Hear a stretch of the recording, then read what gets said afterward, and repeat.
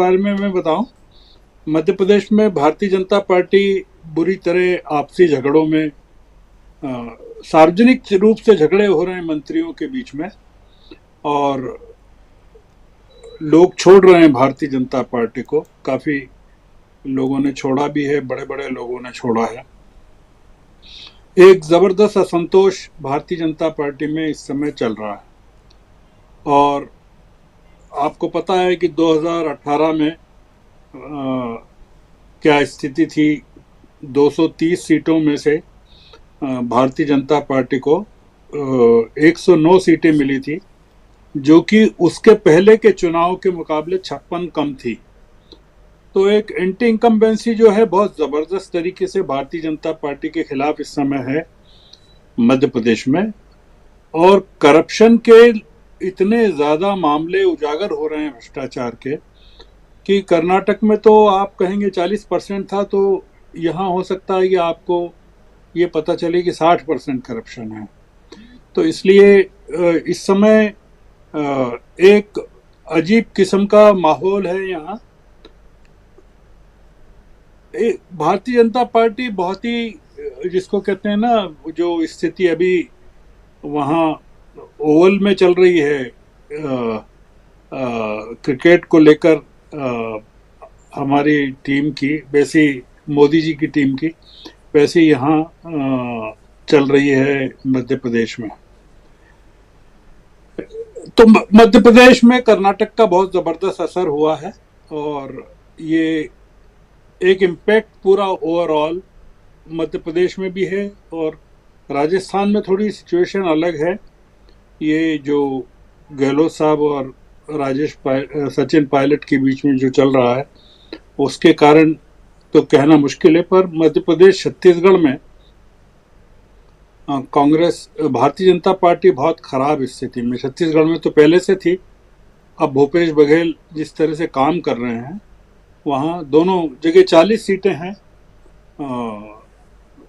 कांग्रेस की। अभी छत्तीसगढ़ में 2 सीटें हैं और मध्य प्रदेश में सिर्फ 1 सीट है। मतलब 40 में से 3 सीटें कांग्रेस के पास है। उस लिहाज से देखें तो बीजेपी के लिए बहुत बड़ा दाव है ये 40 सीटें। मध्य प्रदेश में लोग मान के चलते हैं कि कुछ भी संभव है, भारतीय जनता पार्टी में बड़े फेरबदल हो सकते हैं, प्रदेश नेतृत्व में भी और संगठन के स्तर पर भी। ये तो हो गया संक्षेप में। और कांग्रेस के लोग काफ़ी मेहनत कर रहे हैं। दिग्विजय सिंह एक एक जगह जा रहे हैं, एक एक कॉन्स्टिट्यूंसी में जा रहे हैं, और इतनी ज़्यादा मेहनत कर रहे हैं, मैंने कभी देखा नहीं उनको इतनी। अपने खुद के जो मुख्यमंत्री थे तब भी उन्होंने इतनी मेहनत नहीं की जितनी अभी कर रहे हैं वो। तो वो पिक्चर में नहीं है। वो न तो अपने आप को प्रोजेक्ट कर रहे हैं, न बता रहे हैं कि वो कर रहे हैं, काम कर रहे हैं। प्रोजेक्शन तो इस समय किसी का नहीं है। कमलनाथ अपनी तरफ से कर रहे हैं क्योंकि लोग कर रहे हैं, पर अभी कुछ कह नहीं सकते क्या स्थिति होगी। मध्य प्रदेश में जो मुझे लगता है वो ये लगता है कि प्रियंका गांधी ही हिमाचल की तरह कांग्रेस की कमान संभालेंगी। राहुल गांधी मध्य प्रदेश में को शायद उतना समय नहीं दे पाएंगे या देना चाहेंगे। हो सकता है राहुल गांधी राजस्थान में समय दें और प्रियंका गांधी मध्य प्रदेश में समय दें। उसके कई कांग्रेस के भी कारण हैं। दूसरा आपने पूछा पटना को लेकर। जी, बहुत बड़ी घटना है ये राजीव जी। पटना में 1974 का रिवाइवल हो रहा है। उन 50 सालों के बाद एक नए किस्म की क्रांति हो रही है। क्योंकि मैं था उस समय 1974 में, जब ये क्रांति की शुरुआत हुई, तब मैं गांधी मैदान में उपस्थित था जेपी के साथ। तो मुझे पता है कि इसका तब भी इसी तरह की शंकाएं थी।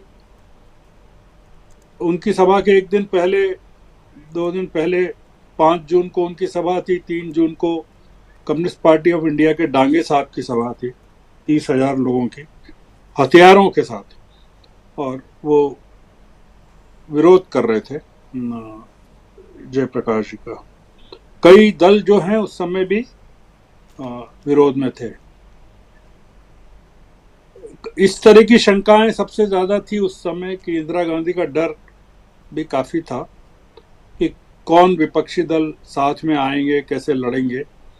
पर आपने देखा कि 1977 में क्या हुआ चुनाव में और कैसे सरकार बनी, और आज जो विपक्ष की सरकारें हैं केंद्र में, राज्यों में, ये उसी समय का परिणाम है 1974 का, कि एक विपक्ष की सरकार की शुरुआत हुई केंद्र में, जिसने राज्यों में भी एक आधारशिला रखी। देखिए, सबसे बड़ा जो सवाल है, जो आपका है तीसरा सवाल, वो ये है कि ये भारतीय जनता पार्टी के जो नेता जिस तरह के बयान दे रहे हैं, आप इसको इस तरह से देखिए कि ऑर्गेनाइजर की एक रिपोर्ट अभी सर्कुलेशन में है, और उसमें ये कहा गया है आरएसएस के हवाले से कि मोदी जी का करिश्मा और हिंदुत्व अकेला काम नहीं करेगा 2024 में। ये आरएसएस की रिपोर्ट है जो ऑर्गेनाइजर ने व्यक्त की है, प्रकाशित की, आर्टिकल है उसमें, जो वेबसाइट्स पर भी है और काफी चर्चा में भी है, डिबेट में भी है। आरएसएस ने ऐसा क्यों कहा होगा राजीव जी, ये बड़े सोचने की बात है।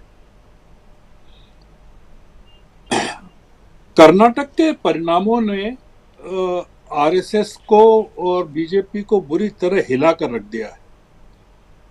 मैंने आपकी किसी चर्चा में शायद पहले कहा होगा कि आरएसएस ने बहुत काम किया था वहाँ, या नहीं किया। दत्तात्रेय होसबोल कर्नाटक के हैं। नागपुर के बाद आरएसएस का हेडक्वार्टर बेंगलोर है, और दत्तात्रेय होसबोल जो जनरल सेक्रेटरी हैं वो कर्नाटक के ही हैं। और वहाँ पर जो काम किया उसके बावजूद पराजय हो गई, और वो जो पराजय है वो आरएसएस को बहुत एक तरह का अपमानित किया है उस पराजय ने। और उसके दो चीज थी उस आरएसएस के पूरे मामले की। राजीव जी, आप मुझे जब चाहे रोक दीजिएगा, मेहरबानी करके। बिल्कुल बिल्कुल, बहुत इंफॉर्मेटिव बातें आप कर रहे हैं, प्लीज अपनी जारी रखिए। तो उसमें दो चीजें थी। एक चीज तो ये थी कि उन्होंने अपनी पर्सनल अपने ऊपर ले लिया था, मोदी जी ने अपनी इमेज को दांव पर लगा दिया था। और दूसरा उन्होंने ये किया था कि बजरंगबली को लाकर हिंदुत्व को दांव पर लगा दिया था पूरा का पूरा। वो दोनों वहां फेल हो गया। आरएसएस ने अपनी रिपोर्ट में यही कहा है कि मोदी की इमेज जो है, उनकी छवि का करिश्मा और केवल हिंदुत्व अब काम नहीं करेगा, मतलब कर्नाटक के अनुभव के आधार पर जी। ये बड़ा महत्वपूर्ण है, जो पूरी की पूरी आप ये देखें, ये जो लोग बयान दे रहे हैं, ये गिरिराज सिंह भी उस समय 74 की उपज हैं, और ये जो बाकी नंदी वंदी को तो मैं जानता नहीं, पर ये जो आपने फडणवीस भी कोई बहुत ज्यादा उम्र नहीं है उनकी, जो औरंगजेब की औलादें वगैरह कह रहे हैं। पूरी की पूरी एक जो भारतीय जनता पार्टी इस समय रडरलेस हो गई है। ऊपर से कुछ दिशा निर्देश मिलना बंद हो गया है इनके नेताओं को। कुछ एक समझाइश किस्म की जो होती है वो समाप्त हो गई है कि हमको ये लाइन लेना है और ये चीज कहना है। आप मोदी को भी अपना देशभक्त नेता बताते हैं और गोडसे को भी देशभक्त बताते हैं, गिरिराज सिंह। इसका मतलब है कि आप मोदी की तुलना गोडसे से कर रहे हैं। मतलब गोडसे और मोदी तराजू के एक ही पलड़े पर आप रख के बात कर रहे हैं।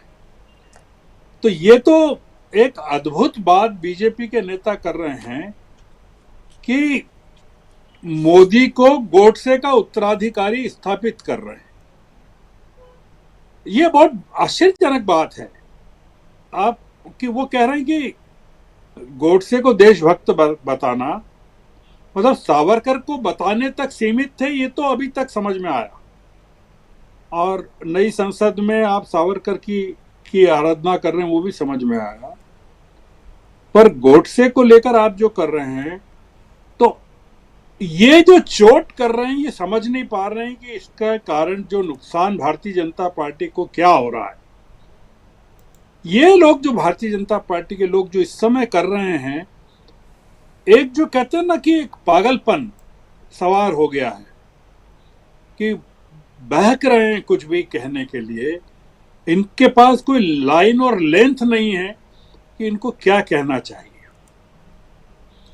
आपने देखा होगा कि कांग्रेस के जो लोग हैं, कांग्रेस के जो नेता, मैं ऑब्जर्व कर रहा हूं कि वो इस तरह की कोई बात ही नहीं कर रहे हैं। मतलब वो मतलब इनके भाषणों पर प्रतिक्रिया भी नहीं दे रहे हैं। इन्होंने कहा, हमारे टंडन साहब ने, प्रशांत जी ने, कि सामना में क्या लिखा गया। उन्होंने शिवसेना का उदाहरण दिया। हमारे पास कांग्रेस ने कोई प्रतिक्रिया व्यक्त की हो ऐसा कोई उदाहरण नहीं है, सिवाय इसके कि जो डिबेट्स होती हैं ये गोदी मीडिया की। देखिए राजीव जी, जो दांव पर लगा है वो ये लगा है कि कर्नाटक में इस समय सरकार ने आरएसएस को जितनी जमीनें मिली हैं उन सब की जांच शुरू कर दी है जी। और आप पाएंगे कि वो जो पाठ्य पुस्तकों में हेडगेवार को लेकर जो परिवर्तन हो रहे हैं, इनको डर ये लग रहा है सब जगह, और खासकर जो गोदी मीडिया है, ये लोग सबसे ज्यादा तबाह होने वाले हैं। ये जो जितने लोग आप देख रहे हैं कि ये बचाने में लगे हैं, आप सोचिए कि जो फडणवीस हैं या नंदी हैं, इनके चेहरे देखिए कि इनकी उम्र क्या है, और इन सब लोगों के राजनीतिक जीवन अगर खराब होने वाले हैं, खत्म होने वाले हैं आगे के लिए। आप बताइए कि कोल्हापुर में आप इनको, जो अल्पसंख्यक संप्रदाय के लोग हैं, उनको औरंगजेब की औलादें बताकर आप देश में क्या चाहते हैं करना जी। तो आपके डिजाइन्स जो हैं लोग समझ रहे हैं। और जो ये कह रहे हैं आरएसएस के लोग कि हिंदुत्व नहीं चलेगा, और फडणवीस जो कर रहे हैं वो ये कर रहे हैं कि हिंदुत्व की स्थापना करना चाहते हैं, ये जो कॉन्ट्राडिक्शन है, ये पूरा का पूरा भारतीय जनता पार्टी को ले डूबेगा। तो ये जो मोदी जिस दिशा में जा रहे हैं और उनकी पार्टी के लोग, गिरिराज सिंह, फडणवीस, नंदी और तमाम लोग जिस दिशा में ले जा रहे हैं, वो दोनों विपरीत दिशाएं हैं। इसलिए मैं कह रहा हूं कि अब किसी जमाने में कहते थे कि कांग्रेस को कांग्रेस ही हराती है। आप ये मानकर चलिए कि भारतीय जनता पार्टी को हराने का काम भारतीय जनता पार्टी के ही लोगों ने प्रारंभ कर दिया है। और ये जो आप देख रहे हैं सारा का सारा प्रलाप, वो एक तरह का उसका संकेत है कि ये पार्टी जो है एक अलग मोड में चली गई है, और इसको अब ये लोग रोक नहीं पाएंगे। ये सेंगोल को लेकर जो आपने बात कही, वो तो वहाँ के जो स्वामी हैं उन्होंने खुद ने कह दिया है कि ऐसी कोई घटना नहीं है, ना हस्तांतरण है, ना माउंटबेटन है, ना अंग्रेज हैं, ना 14 अगस्त 1947 है। केवल एक चीज है कि किसी ने नेहरू को वो सेंगोल दिया था, नेहरू ने स्वीकार कर लिया और उसको म्यूजियम में रखवा दिया। तो इसलिए इनका जो झूठ है वो एक्सपोज हो रहा है। मैं अभी इतना ही कहना चाहता हूँ। जी बिल्कुल बिल्कुल बिल्कुल बिल्कुल, बहुत सारी बातें, बहुत महत्वपूर्ण बातें आप यहाँ रख रहे थे। और सेंगोल से लेकर के कर्नाटक यहाँ महत्वपूर्ण